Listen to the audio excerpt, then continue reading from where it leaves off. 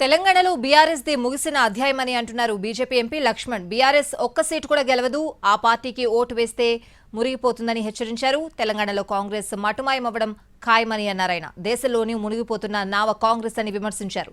తెలంగాణలో 10 నుంచి 12 స్థానాలు సాధిస్తామని ధీమా వ్యక్తం చేశారు. బీఆర్ఎస్ ఇది ముగిసిన అధ్యాయం.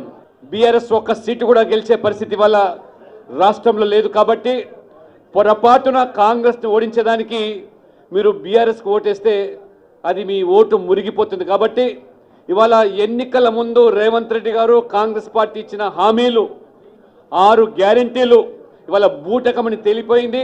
తెలంగాణలోనే అమలు చేయనటువంటి గ్యారెంటీలు మళ్ళీ జాతీయ స్థాయిలో ఇవాళ పంచ న్యాయ పేరు మీద ఇవాళ తెలంగాణ ప్రజలకు దేశ ప్రజలకు పంగనామాలు పెట్టేదానికి రాహుల్ గాంధీ గారి ద్వారా ఏదైతే ప్రకటించారో తెలంగాణలో కూడా కాంగ్రెస్ భవిష్యత్తులో మటుమావడం ఖాయము. నరేంద్ర మోడీ గారు ప్రధానమంత్రి కావడం ఎంత ఖాయమో మొత్తం దేశవ్యాప్తంగా కూడా కాంగ్రెస్ కూడా ఇవాళ మునిగిపోతున్న పడవ. కాబట్టి తెలంగాణలో కూడా 10 నుంచి 12 పార్లమెంటు స్థానాలు